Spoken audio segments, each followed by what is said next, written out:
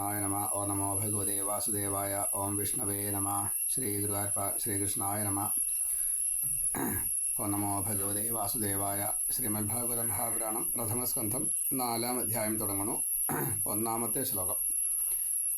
വ്യാസ ഉവാച ഓം ഇതി ബ്രുവാണം സംസ്തൂയ മുനീനാം ദീർഘസത്രിണാം വൃദ്ധകുലപതി സൂതം ബഹുർജ ശൗനകോ ബ്രവീത്.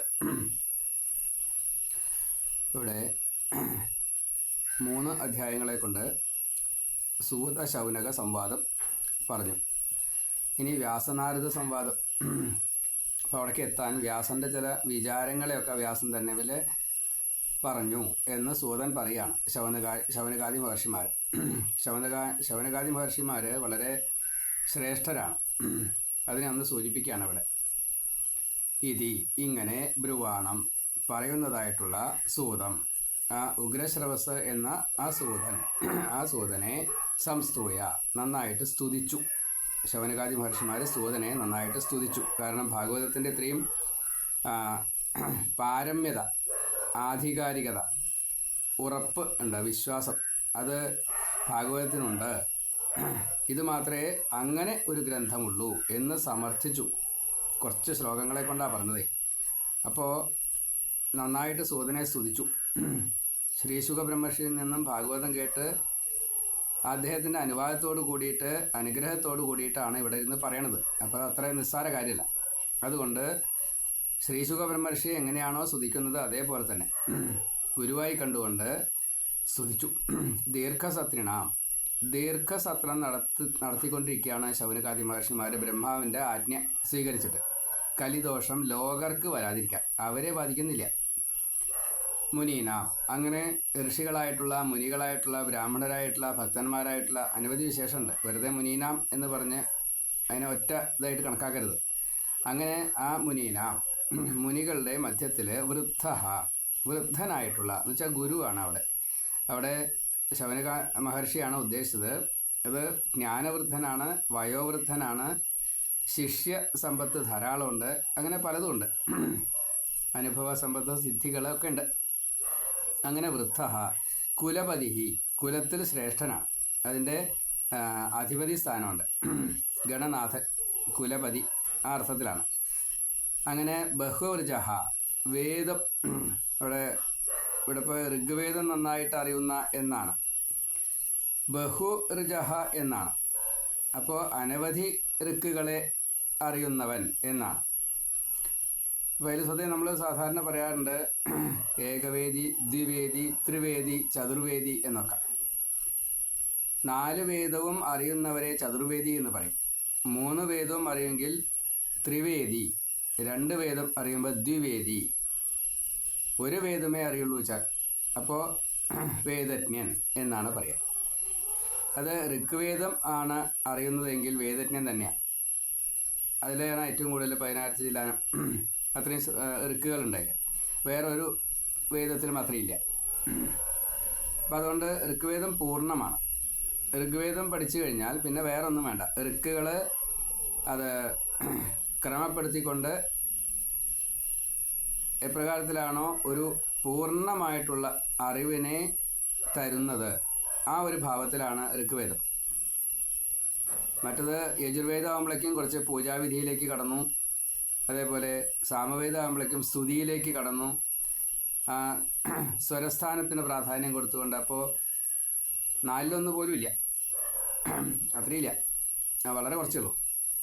ഋഗ്വേദത്തിൻ്റെ 4-1 ഇല്ല, 8-1 അത്രയും കുറച്ചേ ഉള്ളൂ. അതങ്ങനെയാണ്. അഥർവവേദം ആയപ്പോഴേക്കും സൂത്രങ്ങളായി, പ്രയോഗസൂത്രം അത് സൂക്തങ്ങളായിട്ട് പറഞ്ഞിട്ടുണ്ടാവാം, വഴികളായിട്ട് പറഞ്ഞിട്ടുണ്ടാവാം, മന്ത്രങ്ങളായിട്ട് പറഞ്ഞിട്ടുണ്ടാവാം, അത്രയേ ഉള്ളൂ. അപ്പോൾ ഇവിടെ ബഹുർജഹ എന്നാണ് പ്രയോഗം. എല്ലാ വേദങ്ങളെയും അറിയുന്ന എന്നും എല്ലാ യാഗഹോമാദി മുഴുവൻ ചെയ്യാൻ അറിയുന്ന എന്നൊക്കെ വേണം അവിടെ കണക്കാക്കാൻ. കാരണം 1000 കൊല്ലം നീണ്ടു നിൽക്കുന്ന സത്രം ഒരേ പ്രവൃത്തി തന്നെ ചെയ്തുകൊണ്ടിരിക്കുകയല്ല, ഒരേ യാഗമല്ല ചെയ്യുന്നത്. എല്ലാ വിധത്തിൽപ്പെട്ടതായിട്ടുള്ള അശ്വമേധം തൊട്ടുള്ള സകല യാഗങ്ങൾ ചെയ്തിട്ടുണ്ട്. എല്ലാ യാഗങ്ങളും ചെയ്യുന്ന, എല്ലാ അറിവുകളും ഉള്ള ഈ ഇന്നത് പ്രത്യേകം പറയാനില്ല. ബ്രാഹ്മണ ക്ഷത്രിയ വൈശ്യ ശൂദ്ര ധർമ്മങ്ങളെ മുഴുവൻ നന്നായിട്ട് ചെയ്യാൻ കഴിയുന്നതായിട്ടുള്ള ആ ഭാവം അവർക്കുണ്ട്. ജ്ഞാനവൃദ്ധരാണ്, എല്ലാം അറിയാം. ചെയ്യുന്നത് എന്ത്? ലോകഹിതാർത്ഥം. എന്തിന്? കലിദോഷം വരാതിരിക്കാൻ. ആർക്ക്? ലോകർക്ക്. അതിന് വേണ്ടിയിട്ടാ. അതുകൊണ്ടാണ് ബഹുവൃജ. വളരെ പ്രാധാന്യമുണ്ട് ആ വാക്കിന്. അല്ലാണ്ട് ഋഗ്വേദം നന്നായിട്ട് അറിയുന്ന എന്ന് മാത്രം കണക്കാക്കരുത്. അത് ഒരർത്ഥം മാത്രം. അങ്ങനെയുള്ള ശൗനക കം ശുനാദി ഇതി ശൗനക, സുഖത്തെ അന്വേഷിക്കുന്നവൻ എന്നാണ്. അപ്പോൾ സുഖത്തെ അന്വേഷിക്കുന്ന ഈ ശൗനക മഹർഷി അബ്രവീദ് ഇപ്രകാരത്തിൽ പറഞ്ഞു, സൂതനെ സ്തുതിച്ചുകൊണ്ട് പറഞ്ഞു എന്നാണ്. ഇതി ബ്രുവാണം സംസ്തൂയ, ഇങ്ങനെ നന്നായിട്ട് തന്നെ പറഞ്ഞു. ആര് പറഞ്ഞു? സൂതൻ പറഞ്ഞു. ആ സൂതനെ സംസ്തൂയ, നന്നായിട്ട് സ്തുതിച്ചു. ആര് സ്തുതിച്ചു? ഈ ശൗനകൻ തൊട്ടുള്ളവർ മുനീനാം, ആ മുനികളോടാണ് ഇത് പറഞ്ഞത്. അപ്പോൾ ആ മുനികൾ എല്ലാവരും എങ്ങനത്തെ? ആ മുനികളുടെ വിശേഷണങ്ങൾ എന്തൊക്കെയാ? ദീർഘസത്രിണാം, അവർ അനവധി കാലമായിട്ട് സത്രം ചെയ്യാൻ വേണ്ടി നിശ്ചയിച്ചിരിക്കുകയാണ്. കുറേ ചെയ്തിരിക്കുന്നു, ഇനിയും കുറച്ചുകൂടി ചെയ്യാനുണ്ട്. അപ്പോൾ 1000 എന്നുള്ളത് 1000 കൊല്ലെന്ന് കണക്കാക്കരുത്, അനേകം എന്ന് കൂട്ടിയാൽ മതി. ഒരു പക്ഷേ 1000-ലധികമാവാം. അപ്പോൾ ദീർഘസത്രിണം, അത്രയും കൂടുതൽ യാഗ, പൂജ, ഹോമ, പാരായണ സകലതുണ്ട്. യാഗമുണ്ട്, യജ്ഞമുണ്ട്, വ്രത, ഉപവാസ സകലതുണ്ട്. അങ്ങനെയുള്ള ദീർഘസത്രിണാം, അങ്ങനെയുള്ള മുനീനാം, അവരോടാണ് ഈ സൂതൻ ഇപ്രകാരത്തിൽ ബ്രുവാണം പറഞ്ഞത്. അപ്പോൾ അവരെ സ്തുതിച്ചു. സംസ്തൂയ, നന്നായിട്ട് സ്തുതിച്ചു. വൃദ്ധ കുലപതി, വൃദ്ധനായിട്ടുള്ള കുലത്തിൻ്റെ സ്ഥാനം, കുലത്തിൻ്റെ നാഥൻ എന്നുള്ള സ്ഥാനം അലങ്കരിക്കുന്ന ഗണനാഥൻ, കുലപതി, അങ്ങനെയുള്ള ആ ശൗനകൻ, ശൗനകാദി മഹർഷിമാർ, ശൗനകൻ സൂതം, ഈ സൂതനോട് സ്തുതിച്ചതിൻ്റെ ശേഷം ബഹുവ്രജ, ആരാ? എല്ലാ തരത്തിൽപ്പെട്ടതായിട്ടുള്ള വേദങ്ങളെയും, 4 തരത്തിൽപ്പെട്ടുള്ള വേദമാണ്. ആ വേദത്തിൻ്റെ പ്രയോഗം തൊട്ടുള്ള ഓരോന്നും മുഴുവൻ അറിയാവുന്ന രീതിയിൽ എന്നർത്ഥം. അതുണ്ട്. അപ്പോൾ ആദ്യം ഭഗവാനെ മനസ്സിലാക്കുക എന്ന ഭാവം ഈ ഋഗ്വേദത്തിൽ കഴിയും. മനസ്സിലാക്കിയതായിട്ടുള്ള ഭഗവാനെ പൂജിക്കുക എന്നത് യജുർവേദത്തിൽ പൂജിച്ച ഭഗവാനെ പ്രസന്നനാക്കാൻ വേണ്ടിയിട്ട് സ്തുതിക്കുക എന്നുള്ളത് സാമവേദം. ഭഗവാനിൽ നിന്നുള്ള വരത്തെ പ്രാപ്തമാക്കാൻ വേണ്ടിയിട്ടുള്ള സൂത്രവഴികളായിട്ട് അഥർവവേദം. അതിലാണ് ഈ മന്ത്രവാദമൊക്കെ വരിക. സാത്വിക മന്ത്രവാദം അതിൽ തന്നെ വരിക. കുറച്ച് അഭിചാരങ്ങളുണ്ടാവാം, അത്രയേ ഉള്ളൂ. അപ്പോൾ ഇത് മുഴുവൻ അറിയുന്നതായിട്ടുള്ള ആ ശൗനകാദി മഹർഷിമാർ, ശൗനക സുഖത്തെ അന്വേഷിക്കുന്നവർ, അദ്ദേഹത്തിന് വേണ്ടിയിട്ടല്ല. അത് അന്വേഷിച്ച് കണ്ടുപിടിച്ചാലല്ലേ ഈ നമ്മളെ പോലെയുള്ളവർക്ക് ഇത് കൊടുക്കാൻ പറ്റുള്ളൂ. അതിനു വേണ്ടിയിട്ട് അദ്ദേഹം അബ്രവീദ് ഇപ്രകാരത്തിൽ പറഞ്ഞു സൂതനോട്. വ്യാസ ഉവാച ഇതി ബ്രുവാണം സംസ്തൂയ മുനീനാം ദീർഘസത്രിണാം വൃദ്ധ കുലപതി സൂതം ബഹുവ്രജ ശൗനകോ ബ്രവീദ്. ശൗനക ഉവാച സൂത മഹാഭാഗ വദ നോ വദതാം വര കഥാം ഭാഗവതീം പുണ്യാം യത് ആഹ ഭഗവാൻ ശുകാം. സൂതനെ 2 തവണ സംബോധന ചെയ്യാണ്. അത് ബഹുമാനത്തിൻ്റെ മാക്സിമത്തിലാണ്, അതുകൊണ്ടാണ് 2 തവണ. അപ്പോൾ സൂത മഹാഭാഗ, ഭാഗ്യമുള്ള. എന്താ ഭാഗ്യം?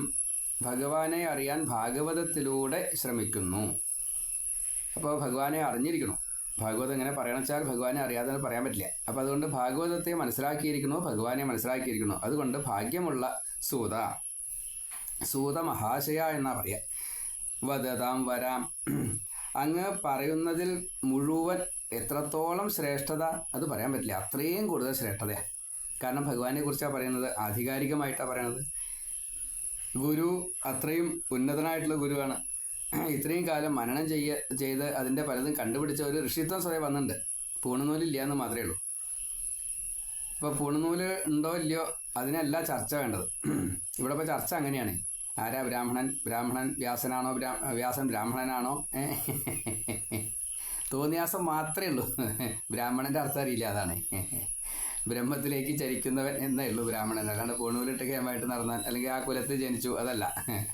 ഭക്തൻ എന്നുള്ള അർത്ഥത്തിൽ എടുക്കാൻ കഴിഞ്ഞെങ്കിൽ മാത്രമേ ഈ വിശാല ബുദ്ധി കിട്ടുള്ളൂ. അതല്ല ചൊക്കെ അപകടം. സ്ത്രീകളും കൂടി ബ്രാഹ്മണരാണ്, അതറിയണ്ടേ. അതറിയാത്തതുകൊണ്ട് കുറ്റം പറയണമെന്ന് മാത്രമേ ഉള്ളൂ. അത് ആ ഭാവത്തിലല്ലാത്ത എത്ര ഉന്നതനായിട്ടുള്ള ഉന്നത കുലജാതനായാലും എല്ലാ വിദ്യകളും പഠിച്ചു വെച്ചാലും ബ്രാഹ്മണനല്ലാന്ന് സാരം. അതാണ്, അത്രയേ ഉള്ളൂ. അപ്പോൾ അതിനെ നിന്ദിക്കേണ്ട ആവശ്യമില്ല. ഇവിടെ ആവശ്യമില്ലാത്ത കാര്യത്തിലാണല്ലോ കലികാലത്തിൽ ചർച്ചയുണ്ടാവുക. അപ്പോൾ ഇവിടെ ഭാഗ്യവാനായിട്ടുള്ള ഈ സൂതനോട് ഇപ്രകാരത്തിൽ വധതാം വര എന്ന് പ്രത്യേകം പറയുകയാണ്. എന്താണ് പറയുന്നതിൽ മുഴുവൻ ഏറ്റവും മാക്സിമത്തിലുള്ള ശ്രേഷ്ഠതയാണ് ഉള്ളത്. അതുകൊണ്ട് ഭഗവാൻ ശുഖഃ, ഭഗവാനാണ്, അല്ലാണ്ട് ഗുരുവായിട്ടുള്ള ശുഗൻ എന്നല്ല പറഞ്ഞത്, അല്ലെങ്കിൽ വ്യാസന്റെ പുത്രനായിട്ടുള്ള ശുഗൻ എന്നല്ല, വ്യാസപുത്രോ ശുഗ അല്ല, ഭഗവാൻ ശുഗ എന്നാണ്. ആ ശ്രീശുഖ ബ്രഹ്മർഷി പ്രകാരത്തിൽ യത് ആഹ, യാതൊന്നാണോ പറഞ്ഞിട്ടുള്ളത് പുണ്യം. എന്താ ശ്രീശുഖ ബ്രഹ്മർഷി പറഞ്ഞത് മുഴുവൻ പുണ്യം ആണ്. അത് മുഴുവൻ ഭഗവാനുമായിട്ട് സഖ്യത്തിൽ ഏർപ്പെടാൻ വേണ്ടിയിട്ടുള്ളതാണ്. അത് പുത്തനാക്കാനുള്ളതാണ്. പവർഗങ്ങളെ മുഴുവൻ ഇല്ലാണ്ടയാക്കുക എന്നതാണ് പകാരം. നകാരം എന്നുള്ളത് ഭഗവാൻ സ്വയം ആണ്.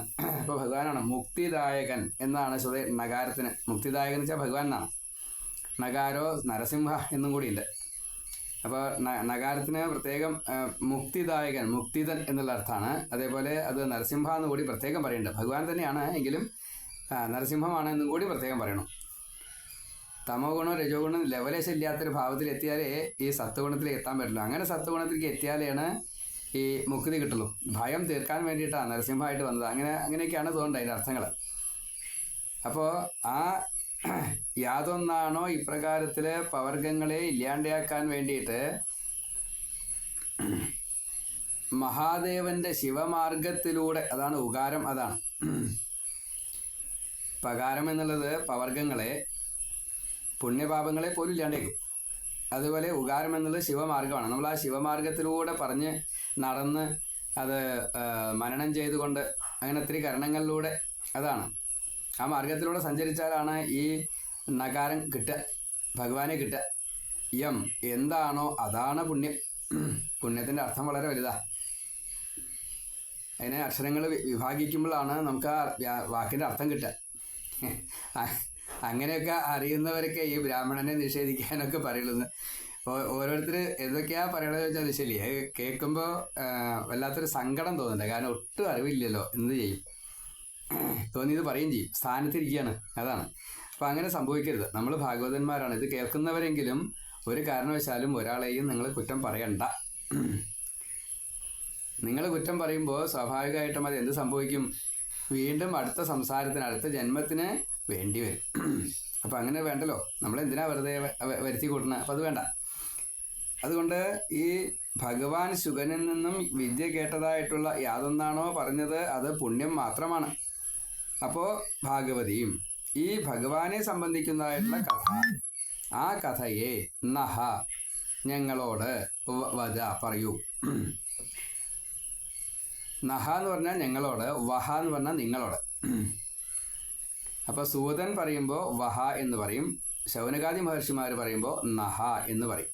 രണ്ടും ഒരേ ഒരുത്തിലേക്ക് അന്വയിക്കുക. ഈ ശൗനകാദി മഹർഷിമാരോട് എന്ന് തന്നെ അന്വയിക്കുക.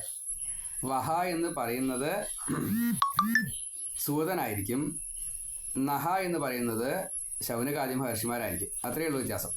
രണ്ടും സൂതൻ പറയുമ്പോൾ ഈ ശൗനകാദി മഹർഷിമാരോട് എന്ന് തന്നെയാണ്. സൂത മഹാഭാഗ, ശൗനകൻ പറയാ, അല്ലയോ സൂത എന്നുള്ളതിൻ്റെ അർത്ഥം മനസ്സിൻ്റെ തേരാളി എന്നാ. അതിലപ്പുറത്തേക്ക് അങ്ങോട്ട് പോകണ്ടാത്. എടുക്കുന്നതും മറ്റേ ഒത്തിരി കരണങ്ങളും മുഴുവൻ ഭഗവാനെ സംബന്ധിച്ചല്ലാണ്ട് വേറെ ഒന്നുമില്ല. അപ്പോൾ ശരിക്കും പറഞ്ഞാൽ ഒരു താതാത്മ്യം വന്നിരിക്കണം. ഗുരുവിനെ പോലെ, ശ്രീശുഖ ബ്രഹ്മർഷിയെ പോലെ അതിൻ്റെ ഒരു മാക്സിമത്തിലേക്ക് എത്തിയിരിക്കണം. ശം നിത്യസുഖം ആനന്ദം എന്നാണ്. ആ മാർഗത്തിലൂടെ സഞ്ചരിക്കുകയാണ്. സുഖത്തെ, കകാരം സുഖമാണ്, ഉകാരം മാർഗമാണ്, ശിവമാർഗമാണ്, ശകാരം നിത്യസുഖം. അപ്പോൾ സച്ചിദാനന്ദത്തിലൂടെ, അതാണ് ശുഖം എന്നുള്ള പേരിൻ്റെ അർത്ഥത്തിൽ. വെറും തത്വമൊന്നുമല്ല ഈ ശുഖൻ. അത് അങ്ങനെ എടുക്കണം. അങ്ങനെ എടുക്കുമ്പോഴാണ് നമുക്ക് എന്ത് മനസ്സിലാവുള്ളൂ, ഭാഗവതം മനസ്സിലാവുള്ളൂ, അല്ലെങ്കിൽ ഭാഗവതം മനസ്സിലാവില്ല. അപ്പോൾ ഈ സൂതൻ എന്ന് പ്രത്യേകം പറയാണ്, അല്ലയോ സൂത, മഹാഭാഗ ഭാഗ്യമുള്ള സൂത, അങ്ങ് വധ നഹ, ഞങ്ങളോട് പറയൂ. എന്താ പറയേണ്ടത്? അങ്ങ് പറയുന്നതൊക്കെ വലുതാം വരാം. പറയുന്നത് മുഴുവൻ എത്രത്തോളം ശ്രേഷ്ഠം അത്രത്തോളം ശ്രേഷ്ഠമാണ്. അതുകൊണ്ട് കഥാം ഭാഗവതി, ഭഗവാനെ സംബന്ധിച്ചിട്ടുള്ള ഈ ഭാഗവതത്തെ ആ കഥയായിട്ട് എന്നുള്ളതിൻ്റെ അതും ഒരു പ്രത്യേകമാണ്. അതായത് അതിൽ സ്തുതിയുണ്ട്, ഉപദേശങ്ങളുണ്ട്, പലതും ഉണ്ട്, അതിൽ കഥകളും ഉണ്ടാവും. അപ്പോൾ അത് ടോട്ടലാണ്. അങ്ങനെ മുഴുവൻ പറയൂ. എന്തിനാ? അത് പുണ്യമാണേ. അത് കേട്ടാൽ മതി. ശ്രവണം മാത്രം കൊണ്ട് മുക്തിയല്ലേ പരീക്ഷത്തിന് കിട്ടിയത്. അതുകൊണ്ട് കേട്ടാൽ മതി. ആ പുണ്യത്തെ യാതൊന്നാണോ ഭഗവാൻ പറഞ്ഞിരിക്കുന്നത്, ശ്രീശുക ബ്രഹ്മർഷി പറഞ്ഞിരിക്കുന്നത്, ആ ഭഗവാനായിട്ടുള്ള ഈ ശ്രീശുക ബ്രഹ്മർഷിയാൽ പറയപ്പെട്ടതായിട്ടുള്ള എന്തോ അത്, ആ കഥകള്, ഭഗവാന്റെ കഥകള് ഞങ്ങൾക്ക് വീണ്ടും വീണ്ടും പറഞ്ഞു തരൂ. സൂത മഹാഭാഗ വദനോ വദതാം വര കഥാം ഭാഗവതീം പുണ്യാം യഥാഹ ഭഗവാൻ ശുകാം. ഇങ്ങനെ രണ്ടാമത്തെ ശ്ലോകം പറഞ്ഞു. ഇനി ആ കഥയിലേക്ക് കടക്കുകയാണ്. ശ്രീ ഗുരുവായൂരപ്പ അത് നമുക്ക് അടുത്തതിൽ പറയാം. ഇപ്പം 2 ശ്ലോകമാണ് പറഞ്ഞത്. നാരായണ